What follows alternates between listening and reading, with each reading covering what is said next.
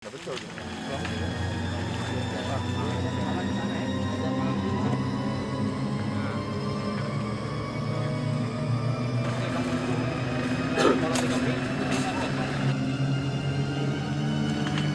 Satreskrim Polresta Banda Aceh ungkap kasus penemuan mayat seorang wanita di Kecamatan Pokan Bada, Kabupaten Aceh Besar baru-baru ini.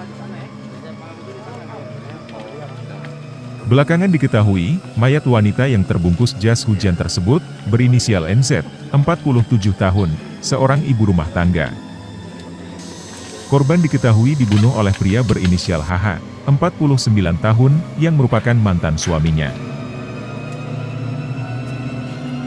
Kasat Reskrim Polresta Banda Aceh, AKP Emrian Citra Yuda mengatakan, motif pelaku membunuh mantan istrinya karena korban menagih uang hasil penjualan rumah mereka sebesar 50 juta rupiah dari total 150 juta. Kasus pembunuhan tersebut terjadi pada 18 November 2021 dan jasad korban baru ditemukan pada 11 Desember.